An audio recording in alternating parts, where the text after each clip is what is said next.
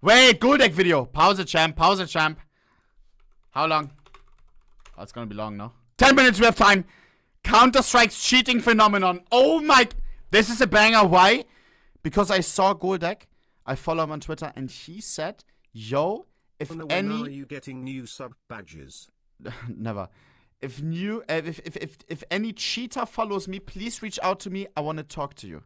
Here we go. Cheating is a universally despised thing in most games, but there's no escaping it no matter what you play. Call of Duty, Valorant, even Minecraft. But there's one game that has continued to have the worst cheating problem than any other game out there. And yes, it's Counter-Strike. Why is it like that? Well, the history of Counter-Strike goes way deeper than any other game out there. What history have we forgotten, and are we doomed to repeat it? In this video, I've taken my time to research the stories about CS hacking that no one else talks about. The forgotten history of Counter-Strike cheats, cheating accusations, the weirdest Counter-Strike hacks, and much more.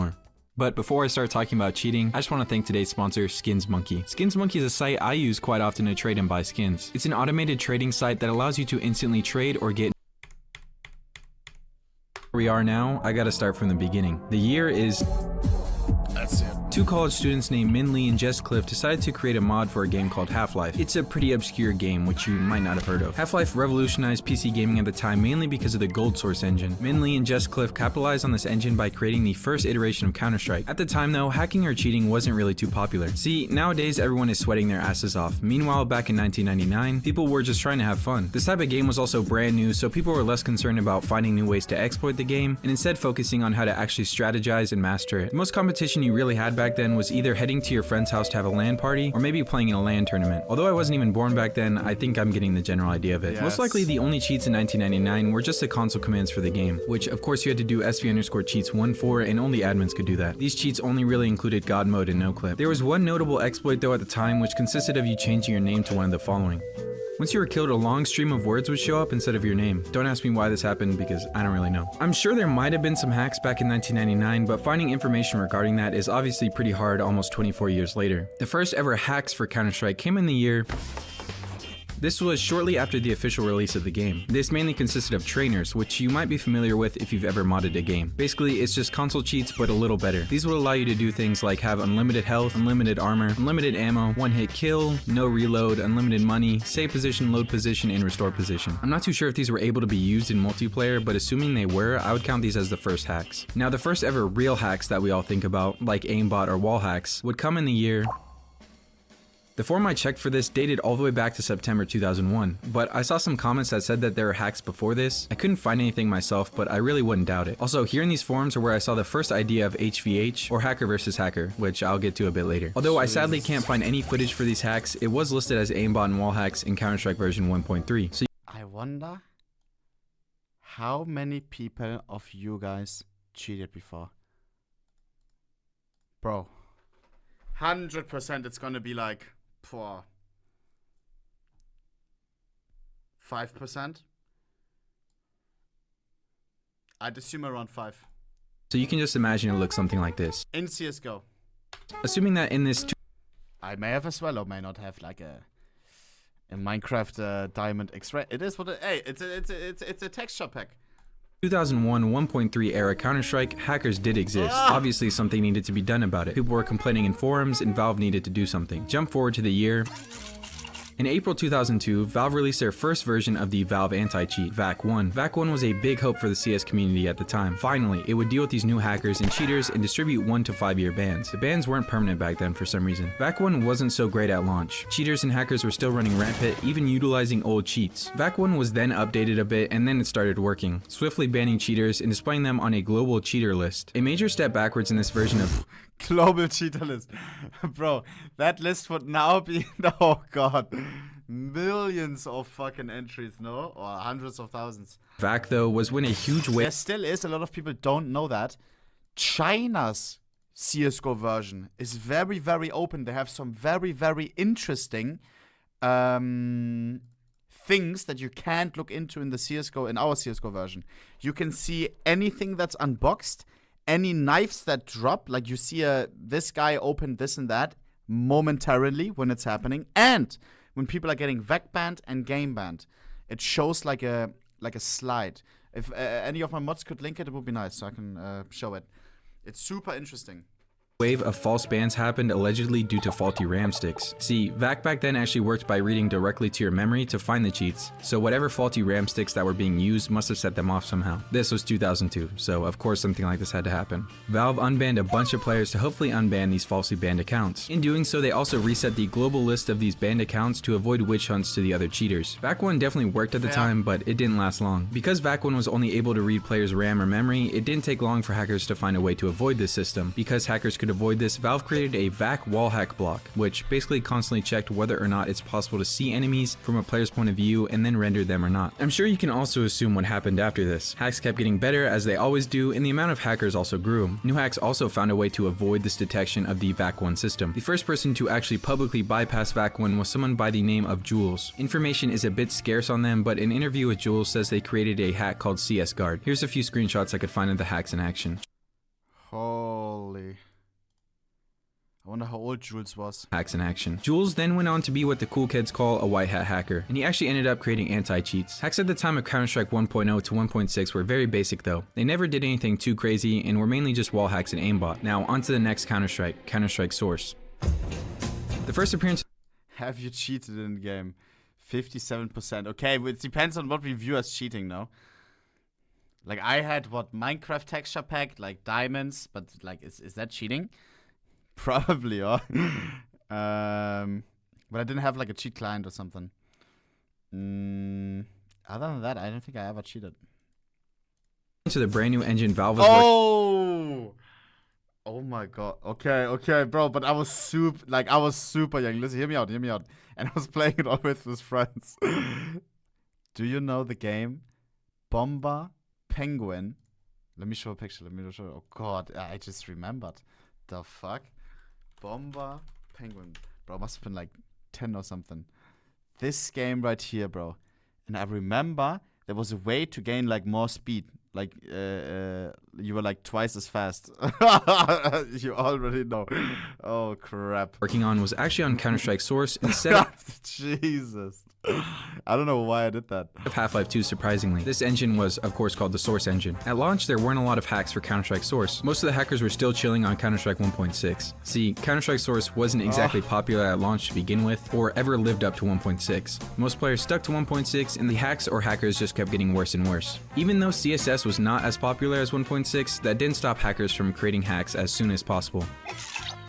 February 2005, shortly after the release date of Counter-Strike Source, Valve had to release an updated version of their anti-cheat system, VAC 2. This was supposed to be a better version and meant to stop hackers running rampant in CSS as well as CS 1.6, but VAC 2 was effectively defeated soon after release. It seemed no matter what Valve did, hackers would always find a way to prevail. This is an all too common pattern within Counter-Strike or gaming in general. No matter what really happens, there's no stopping hackers. A quick sidetrack to the types of hacks being developed during this year. A lot of these hacks were created for CS 1.6, and one I found cool was a LAN hack. If you wanted to seem cool at a LAN party or a LAN tournament, what these hacks would do is actually have sound cues instead of visual cues, so people next to you obviously wouldn't know. This would be things like announcing how many enemies are in your immediate vicinity, or if that wasn't enough, you could have a type of soft aim that just tracks players' movement and seems somewhat legit, although you can still get caught with these. I found this gem of a video of someone getting kicked out of a LAN party for cheating.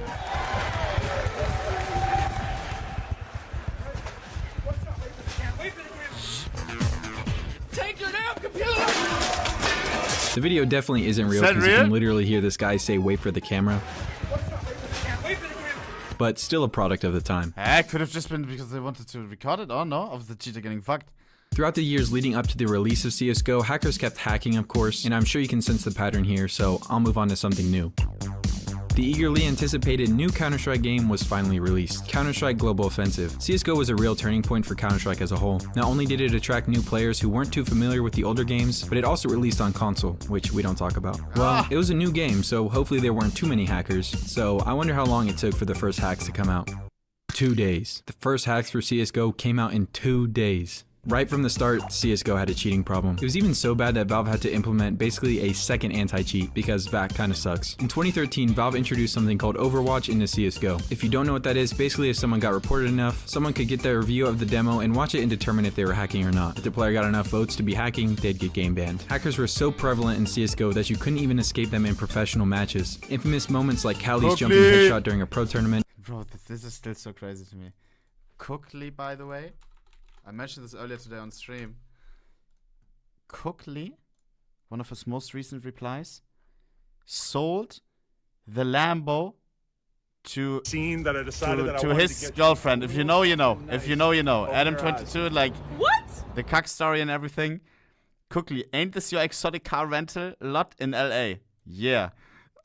Bro, and he retweeted it. Like, he sold them the Lambo. This? Or, like, rented out. I don't know. Oh my god. The video may be fake. It may just be rented, but... And followed up I by thought it a was funny. backban a couple days later is a Cheetah giving the car to another cheetah. That's what it is. good one to mention. Although the jumping headshot isn't exactly what got him banned, because another pro player named Flusha would do shots that were arguably way more sus than the jumping shot from Cali, but he was somehow never vac banned. Another player named Emilio got vac banned mid-game. Did Emilio just get vac banned? What? And also in 2018, another professional player named Forsaken got caught hacking mid-tournament, and he tried to hide these hacks by naming them word.exe. So why are there so many hackers in CSGO? Well, not only is it super easy to cheat in CSGO, but it's also very easy to get away with it. Hell, there are even ways that cheaters have found out to get unvac banned, even receiving formal apologies from Valve employees themselves. Like I said, no matter what Valve really did, hackers would always find a way around it. The likely thing that happened with CSGO cheats is that most of the cheaters and hackers from CS 1.6 actually ended up moving to CSGO. So not only was there a massive player base for CSGO that included people wanting to cheat, but the source code of the game also got leaked, which basically means if you knew what you were doing, you could reverse engineer your hacks into pretty much anything. Most hackers you'll see in game though are usually trying to play it off using soft aim, wall hacks, movement hacks, or something of the like that isn't too obvious. But there's also a subset of cheaters called rage cheaters. This is when you'll see a player blatantly cheating by shooting through walls or spin botting. The community of these so-called rage cheaters branched off from these other toxic cheaters, and this is the thing I mentioned earlier called HVH or hacker versus hacker. These are the hackers that really just hack for fun and don't want to ruin the actual game for others. I asked some people that are involved in the community some questions about it, and the community for it goes really deep as well. I might even just make a dedicated video for it. There are probably upwards of around 100,000 active members in the HVH community, all trying to use the craziest cheats they can use to beat one another. There are some insane cheat clients out there as well. One such client is one called GameSense. Some people will pay up to $400 just to get access to this cheat. At one point it was considered the most safe cheat out there, but not so much anymore. There are some insane hacks for HVH out there, but some cool ones is a hack that would just crash a server you're playing on, and if the server crashed, then there's no Overwatch demo to review. That makes sense as well. $400. It is people usually that cheat that have like maybe like I feel like too much money, and then they like want to find like fun somewhere, and then cheating like oh yeah, I don't know. Like it's hard for me to explain right now, but you know what I mean. Also a server lagger, which would of course lag the entire server. Like someone maybe with a lot of money, maybe like I don't want to like put any wrong assumptions, but like maybe social life a little bit less, and then zack, $400 cheats, pang, you know what I mean? And eventually get everyone to cool down. Also, when I say cool hack, I don't mean like I condone it, it's just pretty interesting. Despite CSGO being so popular now, the HVH scene has somewhat died down. Most people don't really care about HVH anymore, and these servers are because they're like every time like you meet a cheater, they're always like super edgy, you know? vacant. I'm sure there are still some tight-knit HVH communities out there, but as a whole, it's definitely not at its peak anymore. Nice video. With all we've learned about Counter-Strike hacking, what can we expect for Counter-Strike 2? Well, if you were listening to what I've been saying, there will always be hackers. CS2 will hopefully make it harder for hackers and cheaters to exist, but considering how easy it was for the other Counter-Strike games to get hacks, CS2 will be no different. There will also not be an Overwatch system like in CSGO, and it'll instead fully rely on the new VAC system, which will hopefully be better than the other versions. There's also a new thing called VAC Live, which will now end a match if someone is detected of cheating, which of course is a much needed feature. Over the 24 years that Counter-Strike has existed, so have the cheaters. As for the psychology of all this, maybe they do it for fun, maybe they do it W video, leave him some love, now. Great guy, love, subscribe, likes, everything. Game starts, vamos. Basics, well, showing One to one presence, pistol, running important. distraction.